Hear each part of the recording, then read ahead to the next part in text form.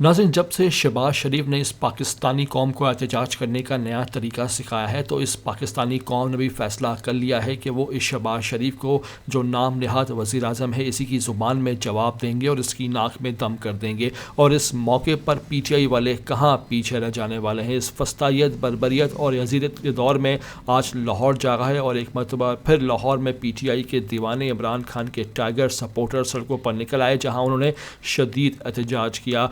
Bike rally मुनक्कद की गई और इस मौके पर लाहौर की टाइगर सनम जावेद मंजर आम पे आई, जहां उन्होंने मुनफरद अंदाज में जिस तरह शहबाज शरीफ ने बताया है उसी तरह उसको जवाब दिया और ऊ करके जो एहतजाज करने का तरीका है, ट्रेंड है, उसको एक नई वस्त दी और एहतजाज करके अपना भी और PTI का शदीद एहतजाज रिकॉर्ड कराया। क्या खूब ये मनाजिर थे, लोग सड़कों पर निकल आए जहाँ उन्होंने शदीद नारेबाजी भी की। आपको मुकम्मल वीडियो और मनाजिर दिखाएंगे। साथ आपसे रिक्वेस्ट है कि वीडियो पर पहली बार आ रहे हो हमारे चैनल पर तो लाजमी से इसको सब्सक्राइब करो, लाइक करो, शेयर करो और कमेंट करके हमें अपनी कीमती राय से आगाह करो।